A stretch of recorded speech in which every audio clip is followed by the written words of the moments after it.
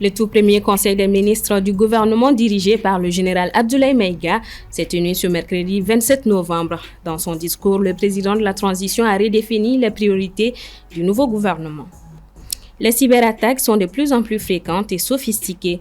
Pour faire face à ces attaques, un atelier a démarré ses travaux à Bamako ce jeudi afin de lutter contre les menaces de cybersécurité. La première édition du Forum de la mode et du design de Bamako a été lancée ce jeudi, une initiative de AS Agency en collaboration avec Spirit Maken. AS Agency qui est managée par Ibrahim Guindo Diakim Soul, qui est d'ailleurs l'invité de ce journal. Mesdames et messieurs, bonsoir. Dans son discours inaugural du nouveau gouvernement ce mercredi 27 novembre, le président de la transition, le général Assimi Goïta, trace à la voie des Mali refondés, alliant sécurité, justice, solidarité et souveraineté pour bâtir un avenir meilleur. Dans un discours chargé de gravité et d'espoir, le président de la transition, le général d'armée Assimi Goïta, a esquissé les grandes lignes de son ambition pour le Mali lors du conseil des ministres inaugural du gouvernement dirigé par Abdoulaye Maïga. À travers ces mots, le général a démontré une volonté inébranlable de transformer la crise en opportunité, dessinant une feuille de route qui s'adresse tant à la résilience du peuple qu'à la responsabilité des autorités. Les préoccupations exprimées par notre peuple au cours des assises nationales de la refondation et du dialogue intermalien constituent la boussole de notre action, a déclaré le président, soulignant ainsi l'importance d'une gouvernance participative et en phase avec les aspirations populaires. Ce rappel illustre une transition ancrée dans le pragmatisme et la volonté de répondre aux attentes pressantes de sécurité, de développement et de justice sociale. La nouvelle vision du gouvernement est axée sur 8 domaines prioritaires, à savoir la défense et la sécurité, la poursuite des réformes, notamment le secteur de la justice, pour renforcer la lutte contre la corruption, la poursuite des réformes politiques et institutionnelles, la satisfaction des besoins élémentaires des populations grâce à une économie forte, l'amélioration de la couverture sanitaire et le développement d'un système de solidarité nationale, ainsi que l'amélioration du système éducatif et l'emploi, notamment des jeunes, l'apaisement du climat social, le renforcement de la diplomatie pour défendre les intérêts nationaux, raffermir les relations de coopération avec les partenaires respectueux de notre souveraineté et de la mise en œuvre diligente de la feuille de route de la Confédération des États du Sahel. Et le 8e domaine s'articule à la création des conditions en vue d'élections transparentes et apaisées qui mettront un thème à la transition. Avec ce discours, la première institution du Mali a offert une vision articulée autour de la résilience, de la transformation et de la responsabilité collective. Dans sa volonté d'atteindre un large public, une campagne de sensibilisation est initiée dans le cadre de la lutte contre la consommation de la drogue par le ministère de la Jeunesse à l'endroit des jeunes sur les effets néfastes de cette consommation ce jeudi 28 novembre à Bagadadji, l'un des quartiers les plus affectés par ce problème social. Soumaïla Fani. Parmi les problèmes majeurs qui dominent le monde figurent la consommation et le trafic de la drogue. Cette substance nuisible qui affecte gravement la santé humaine, la sécurité et le développement socio-économique des nations n'a pas épargné notre pays. La drogue brise les familles, affaiblit les structures sociales et constitue une menace pour la sécurité nationale en favorisant la criminalité organisée et la violence. Ce thème est d'une importance capitale, précisément en ce moment où le Mali devient un pays de grand transit pour le trafic international entre le Maghreb, l'Amérique du Sud, l'Europe occidentale et l'Asie. Résolument engagé dans cette lutte, le gouvernement du Mali, à travers le département de la jeunesse, a initié cette campagne envers les jeunes pour tisser une proximité avec les populations et mieux atteindre la cible. La consommation de la drogue et des substances psychoactives devient de plus en plus inquiétante, et particulièrement dans le milieu de la jeunesse. D'après les dernières données de l'Office central des stupéfiants, près de 75% des jeunes ont déjà touché à une substance psychoactive. C'est énorme. C'est dans le cadre de la recherche de solutions idoines que les plus hautes autorités du pays, et en tête le général d'armée Assimi Goïta, président de la transition, chef de l'État, nous a instruit, mes homologues et moi, de prendre les mesures utiles et nécessaires pour redresser cette pente vers laquelle se dirige notre espoir qu'est la jeunesse. Définie comme une substance naturelle ou synthétique qui agit sur l'organisme de l'homme en modifiant son comportement, ses sentiments, ses émotions et son activité mentale, la drogue se distingue de plusieurs types. Parmi les drogues rencontrées auprès de la jeunesse malienne, le cannabis qui est un perturbateur, c'est-à-dire qui donne des effets hallucinogènes sur le consommateur. Il y a la cocaïne ou le crack, qui est un stimulant qui stimule le système nerveux cérébral. Il y a les dérivés de l'héroïne, le tramadol, les dépresseurs qui agissent aussi sur le système nerveux central. Aujourd'hui, selon lui, la drogue est devenue la principale force motrice de la plupart des jeunes Maliens, notamment chez les exploitants de sable dans le fleuve, les manœuvres dans les chantiers, les apprentis chauffeurs routiers, les travailleurs dans les mines et les jeunes dans les grains. Les cyberattaques, qu'elles soient dirigées contre des infrastructures sensibles, des données gouvernementales ou des entreprises, sont de plus en plus fréquentes et sophistiquées. Pour faire face à ces attaques, un atelier a été initié afin d'outiller le maximum de personnes contre les menaces de cybersécurité par Malitech ce jeudi 28 novembre 2024. On en sait un peu plus avec Assitoumani Koulibaly. La protection des données est une question assez cruciale, avec notamment l'avènement des réseaux sociaux. Aujourd'hui, plusieurs organisations sont confrontées à des piratages de leurs données. Face à de tels enjeux, l'urgence de renforcer la cybersécurité est le défi que s'est lancé désormais Malitech Cyber AI avec Kaspersky. La menace n'est pas que physique, c'est une menace numérique et virtuelle parce que le but de ces cyberattaquants, c'est de nuire un peu au niveau de la productivité au niveau national. Donc le but de ces différents ateliers, je dirais que c'est pour faire plus de la prospective. Et qui fait de la prospective va forcément faire de la veille. Et une fois la population sensibilisée, notamment les différents acteurs dans le domaine, pourront être alertes et à leur tour, maintenant, dépeindre ça sur leur système d'information.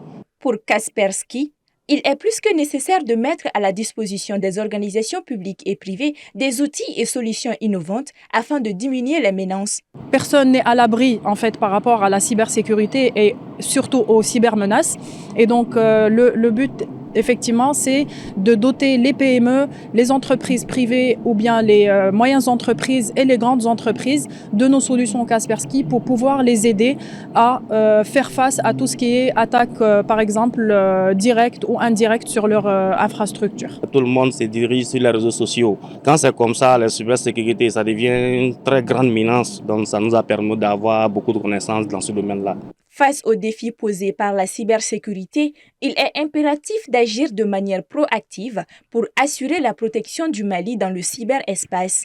Cela passe par une approche intégrée qui associe à la fois la prévention, la réactivité et la coopération internationale. Le foncier, pierre angulaire de l'agriculture au Mali, reste au cœur des défis liés à la sécurité alimentaire et à l'autonomisation des populations vulnérables. Il urge donc de développer les initiatives nécessaires pour garantir une gestion durable et inclusive des terres dans un contexte marqué par l'insécurité et les inégalités sociales. Paul Yapinguesson. Lutter contre la faim et de garantir à tous l'accès à une alimentation suffisante à tout moment et partout est l'objectif des autorités de la transition. Or, au Mali, l'agriculture repose essentiellement sur la terre. C'est pourquoi la question du foncier est centrale dans le débat sur la sécurité alimentaire et les systèmes alimentaires. Comme vous le savez, c'est une thématique qui gangrène un peu partout aujourd'hui. Au Mali, quand on vient sur le foncier agricole, il y a eu beaucoup de démarches qui ont été mises en place et aussi beaucoup de choses ont été effectuées. Sans foncier, il n'y a pas d'agriculture. Et on sait très bien que le Mali a plus de 40 millions d'hectares érables. Tout de même, la question de la spéculation foncière est un frein à l'essor de l'agriculture. La spéculation foncière impacte beaucoup le développement agricole au Mali. Pourquoi?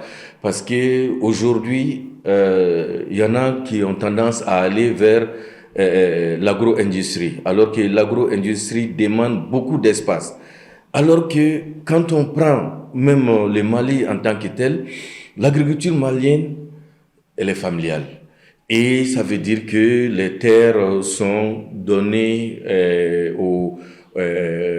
dans les villages par le chef des villages ou les chefs terriens. Donc, et là, si il y a usurpation des terres, ça va compliquer. À cela s'ajoute la question de l'accès effectif des femmes et des groupes vulnérables à la terre.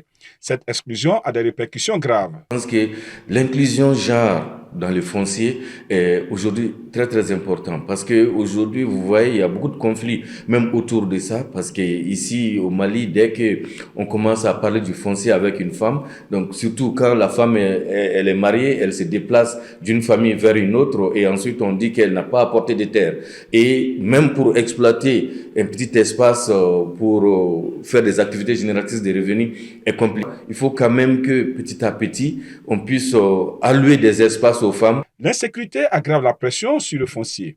Les populations déplacées internes sont souvent réinstallées sur des terres pouvant déjà être revendiquées par d'autres communautés vulnérables. Cela nécessite une coordination étroite entre le gouvernement et les collectivités territoriales pour éviter les conflits. L'actualité sur un tout autre registre. La mode n'est pas simplement une forme d'expression artistique, elle est également un puissant levier économique capable de créer des emplois et renforcer l'identité culturelle locale. Ainsi, le Forum de la mode et du design de Bamako a ouvert ses travaux ce jeudi 28 novembre au Centre international de conférence de Bamako pour poser la problématique. Djeneba Samaki. Placé sous le thème « Essor de la mode africaine », innover, structurer et réinventer une industrie, cette première édition du Forum de la mode et du design avec son lot d'activités est prometteuse pour le secteur. Cependant, le secteur reste confronté à certains défis auxquels il faudra trouver des solutions lors de ces forums. Au cours de ces 3 jours, nous aurons l'occasion de débattre de thématiques cruciales telles que l'innovation, la création et la protection des marques à travers le CEMAPI, la digitalisation et la structuration des chaînes de valeur.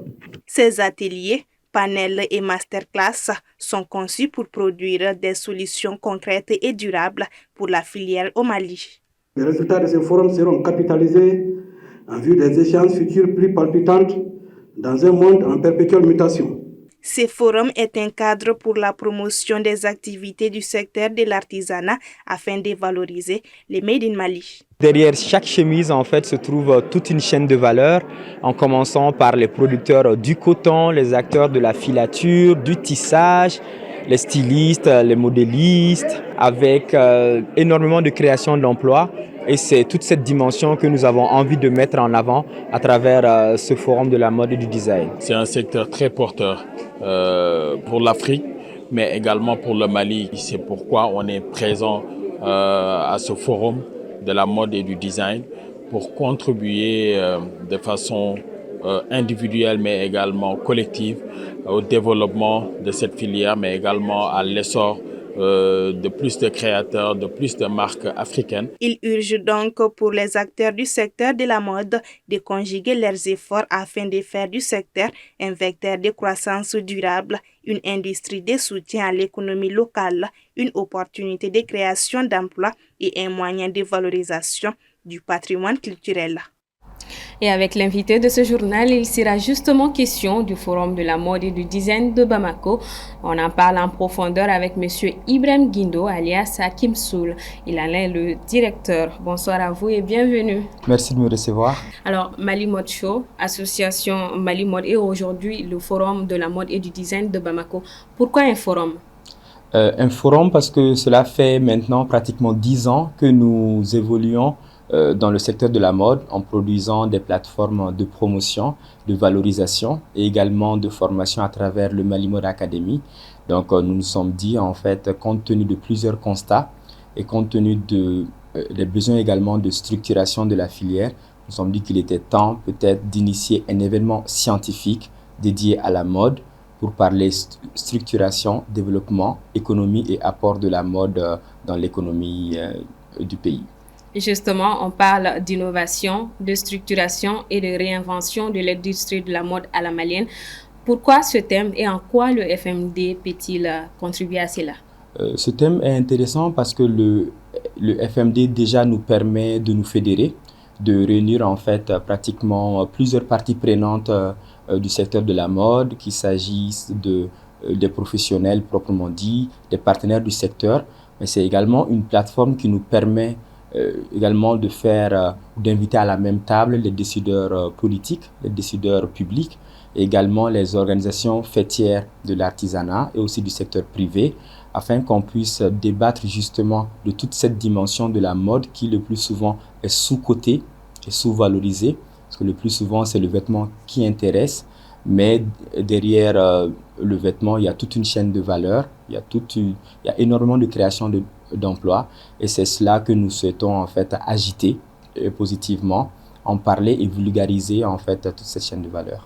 Le programme du forum, il est très riche. Pouvez-vous nous donner un aperçu des moments forts pendant ces 3 jours? Durant ces 3 jours, nous menons d'abord des ateliers de réflexion que nous avons voulu inclusifs le maximum possible en réunissant quand même le maximum de métiers, que ce soit des designers textiles, que ce soit des stylistes modélistes, des communicants, mais également des créateurs d'accessoires, pour justement en fait procéder à une analyse des différents corps de métier, savoir qui fait quoi et quels sont les liens entre les différents corps, pouvoir également faire des propositions concrètes. Donc les ateliers sont vraiment la pièce maîtresse de ce forum, et en parallèle il y a également des masterclass qui sont prévus à l'attention des jeunes entrepreneurs et créatifs dans le domaine de la mode. Il y a également 2 panels qui sont prévus, un panel créatif et économique avec des experts de la sous-région, également ceux du Mali, pour débattre des thématiques liées au financement, à la communication, au développement, à la mode responsable également et à la rentabilité dans le secteur de la mode. Et nous terminerons par une cérémonie de restitution pour présenter l'ensemble des résultats de tous les travaux que nous aurons abordés pendant ces 3 jours. Et donc, quel type de collaboration espérez-vous susciter entre les différents acteurs présents, c'est-à-dire les stylistes, les entrepreneurs, les institutions et les partenaires internationaux? Les types de collaboration que nous attendons de ce forum-là, c'est déjà en fait faire vivre la mode dans le secteur privé et dans le secteur économique, parce que c'est quand même un secteur à fort potentiel. Donc, pouvoir également créer des connexions entre les banques, entre les services de coopération, également entre les partenaires du développement, pour qu'ils puissent tisser des relations, que ce soit avec des créateurs, que ce soit avec des programmes de formation.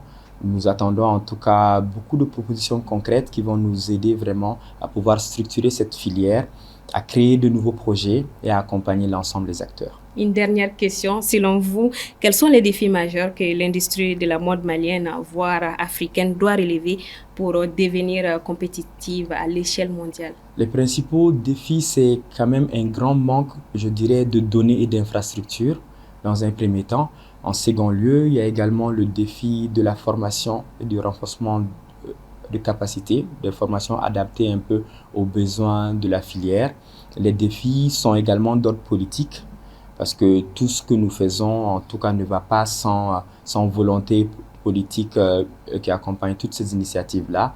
Il y a également un défi social et culturel, quand même inciter ou inviter le maximum de Maliens et d'Africains possibles à consommer des produits made in Mali, à déjà prendre connaissance de l'importance de cette filière pour l'économie et ensuite participer à son rayonnement. Merci beaucoup, M. Grindo. Merci d'être passé sur le plateau. Merci. Alors, le programme du forum continue demain et samedi sur les différents sites mentionnés. Et ensemble, on découvre la une de Journal du Mali. Le nouveau gouvernement entre continuité et défi, titre l'hebdomadaire cette semaine, mis en place le 21 novembre 2024.